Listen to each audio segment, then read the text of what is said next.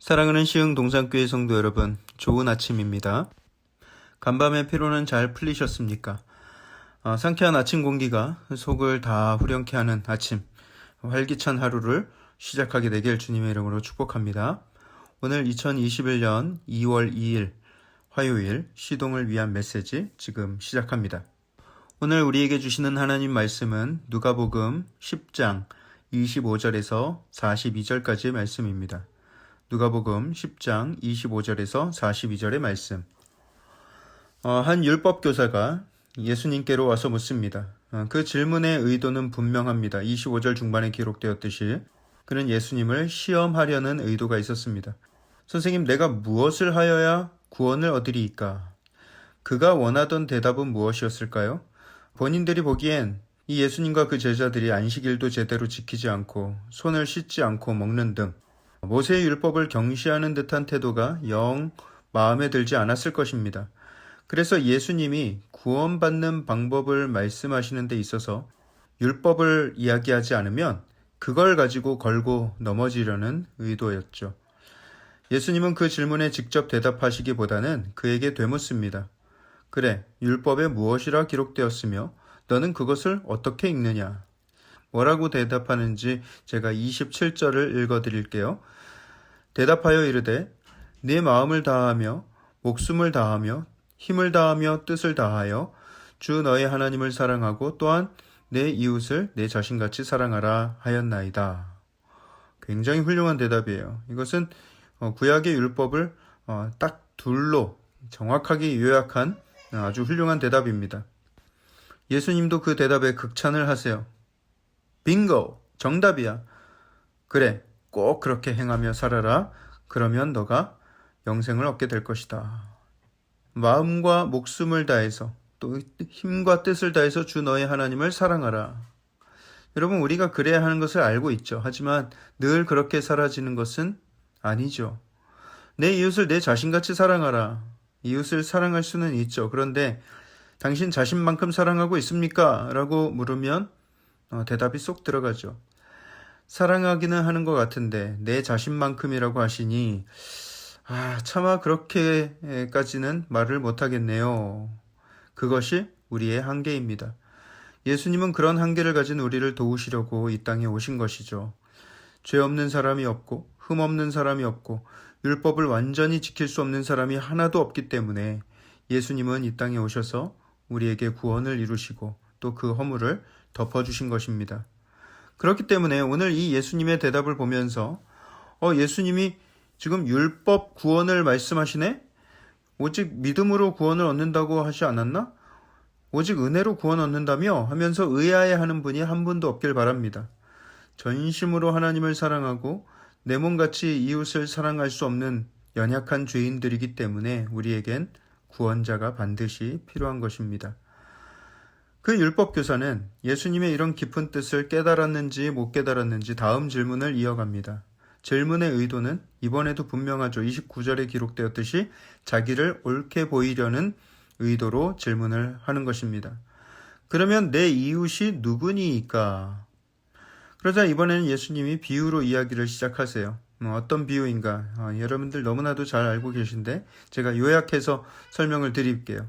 어떤 사람이 예루살렘에서 여리고로 내려가다가 강도를 만났어요. 또 거의 죽기까지 맞아서 버려진 상태였습니다. 마침 그 길을 가던 제사장이 그 사람을 발견하고는 쓱 피해서 돌아가고요. 두 번째 레위인도 그를 피해서는 쓱 피해갔습니다.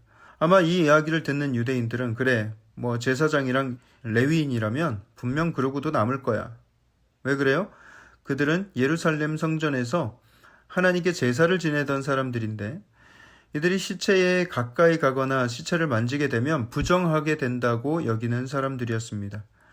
물론 그 강도 만난 사람이 죽은 것은 아니지만 만약에 간호하다가 중간에 그 사람이 죽기라도 한다면 그는 부정함을 피할 수가 없게 되는 것이죠. 그래서 한참을 격리되어서 성전의 일을 할 수 없게 됩니다. 어쩌면 성전 일에서 아예 배제될 수도 있어요. 그런 두려움 때문에 그들은 피해갔을 것입니다. 그럼 세 번째 인물로 누가 등장할까? 예수님이 의외의 등장인물을 투입시키시는 거예요. 어떤 사마리아 사람이 그를 불쌍히 여겨서 기름과 포도주 그 비싼 것들을 상처에 붓고 자기 짐승에 태워서 주막으로 여관으로 데리고 갔다라는 것이죠. 요즘으로 따지면 자기 승용차 뒷좌석에 피를 질질 흘리고 있는 사람을 태우고 병원으로 가다가 병원이 없어서 일단 호텔로 데려간 거다라는 것이죠. 그리고 데나리온 2를 주면서 주인에게 맡깁니다. 일단 이걸 줄 테니 이 사람을 간호해 주십시오. 돈이 부족하면 내가 더 와서 지불하겠습니다. 2데나리온은 이틀치 품삯입니다. 요즘 돈으로 치면 약 20만 원 정도 되는 돈인데 예수님의 그 비유는 사실 그 자리에 있던 제자들이며 율법교사며 다른 모든 유대인들에게도 굉장히 충격적인 이야기였을 거예요. 왜냐하면 사마리아인들은 그들이 개처럼 여겼던 사람들이고 그때로부터 불과 17년, 18년 전에는 사마리아인들이 성전에 시체가루를 뿌리고 도망갔던 사건이 있었거든요. 유대인들이 가장 성스럽게 여기는 장소에 가장 부정하게 여기는 시체, 그것도 시체 뼈가루를 마구 뿌리고 갔으니 이 얼마나 혐오스럽고 얼마나 유대인들 사이에 공분이 컸겠어요. 그런데 그 사마리아인에 대한 좋은 이야기를 지금 하고 계시니 유대인들 마음이 굉장히 불편해지는 것이죠. 예수님이 물으십니다. 그 세 사람 중 누가 강도 만난 자의 이웃이 되겠느냐? 재밌는 것은요. 37절에 그 율법교사의 대답을 보세요. 그 입술로 차마 사마리아인입니다 라고 대답하기가 얼마나 싫었는지 사마리아인을 사마리아인이라고 부르지 못하고 그 자비를 베푼 사람이겠죠 하면서 간신히 대답하는 것을 볼 수가 있습니다. 예수님이 마지막으로 말씀하시죠. 가서 너도 그와 같이 하라. 가서 너도 그 사마리아인처럼 해라. 충격에 충격이 더해지는 것이죠. 물론 그 교만한 율법 교사가 예수님께 한 방 먹고 나가 떨어진 것은 속이 후련하지만 과연 예수님의 그 비유의 말씀에 마음에 걸림이 없는 사람이 누가 있을까요? 율법 교사의 마음은 아마 이랬을 것입니다. 선생님, 이웃을 사랑하라 했는데 저는 그 말씀대로 어느 정도 지키고 살았습니다. 그런데 예수님 이웃이면 어느 정도까지 범위를 말씀하시는 겁니까? 우리 같은 아파트 단지 사람들인가요? 아니면 능곡동 주민들인가요? 시흥시에 사는 사람들 전체라고 하셔도 저는 자신 있긴 합니다만 하지만 그에게 예수님 말씀하시는 거예요. 내 이웃이 누구인가? 내가 사랑해야 할 사람이 어디까지인가를 한정 짓기 전에 너 스스로 좋은 이웃이 되라. 네가 먼저 좋은 이웃이 되면 이웃이 보이기 시작한다. 네가 선한 이웃이 되면 너의 이웃이 누구인지 발견하게 될 것이다. 사랑하는 성도 여러분, 우리는 사랑하기 쉬운 사람을 찾아다니는 경향이 있어요. 나를 좋아해주는 사람, 나에게 도움이 되는 사람, 나이스한 사람, 나의 이웃을 그런 식으로 한정 지으며 살아가고 있다는 거예요. 하지만 그것은 누구라도 할 수 있는 것입니다. 마태복음 4장 7절 말씀에 예수님은 이렇게 말씀하세요. 너희가 너희 형제에게만 무난하면 남보다 더하는 것이 무엇이냐? 이방인들도 이같이 아니하느냐? 맞습니다. 내가 마음에 드는 사람을 사랑하는 것은 세상 누구나 다 하는 거예요. 하지만 오늘 예수님은 분명히 말씀하십니다.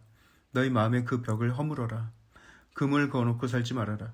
외모로 판단하지 말고 너의 비슷한 수준, 너의 비슷한 성향 사람들로 한정 짓지 말고 경제 수준으로 금을 긋지 말라는 거예요. 내가 주의 사랑으로 충만하여서 먼저 좋은 이웃이 되면 만나는 모두가 나의 좋은 이웃이 되는 것입니다. 율법적으로 이웃의 경계를 정하려는 마음보다 나의 내면이 주의 사랑으로 충만하여서 좋은 이웃으로 내가 먼저 준비되는 것이 더 중요한 것입니다. 오늘 예수님께서 주시는 이 귀한 말씀을 깨달아서 주님의 사랑으로 좋은 이웃이 될 것을 다짐하며 나아가는 오늘 하루가 되길 축복합니다.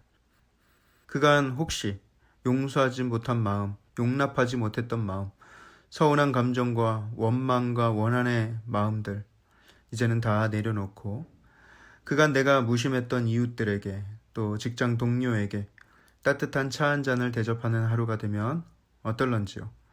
여기에 모이신 모든 성도님들이 하나님께서 주신 사랑에 반응하여서 예수님의 사랑을 마음 가득 품고 이웃을 섬기는 그런 좋은 이웃이 되길 주님의 이름으로 축복합니다. 오늘도 좋은 하루 되십시오. 감사합니다.